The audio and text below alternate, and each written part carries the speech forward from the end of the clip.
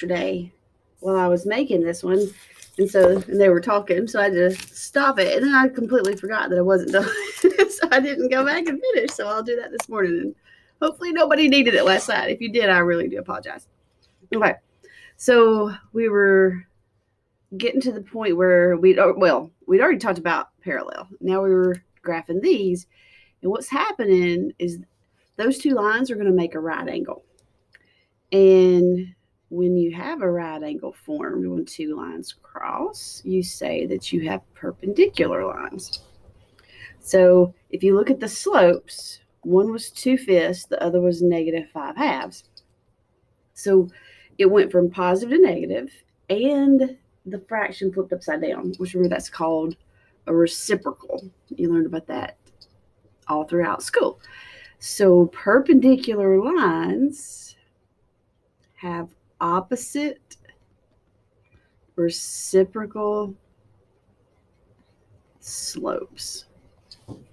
And they can have the same y-intercept. That's fine. They probably won't, but they totally could, because they can still be perpendicular to each other and cross the y-axis at the same place. Like if whatever I just drew was actually a right angle. Get my coffee open. I need some this morning. Okay. So that part's just from the book. We're making sure that you know all the words. Like if everything's referred back to 3/4. The reciprocal, that's 4/3. The opposite of 3/4 is -3/4. That just means put a negative out front. And then the opposite reciprocal, that means you go from positive to negative and you flip it upside down, which this is the most important for what we're doing today, because it's the opposite reciprocal slope is what the perpendicular lines will be. So reciprocal of -5/9, -9/5. Opposite of -5/9, +5/9. The opposite reciprocal, +9/5. To have a reciprocal, you flip a fraction. If there's not a fraction, turn it into one. So the reciprocal of 8's 1/8. The opposite 8's -8. The opposite reciprocal is -1/8. Reciprocal, opposite reciprocal. Now this one, when you flip it, you get -5/1. That's just -5. Opposite of -1/5, +1/5. Opposite reciprocal of -1/5, +5. Okay, so if they give you some lines, the slope of that line, that's a half, because that's where the M is. A parallel line, so the slopes of parallel lines are the same as the original line. The slopes of perpendicular lines are the opposite reciprocals.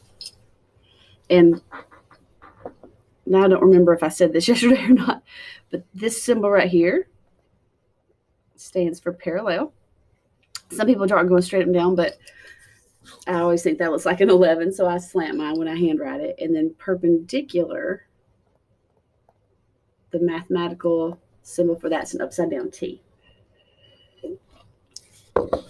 So if you use those, that's fine, because everybody's going to know what it is that's had any math at all. Slope of parallel line is the same slope as the regular line. Slope of perpendicular line is opposite reciprocal.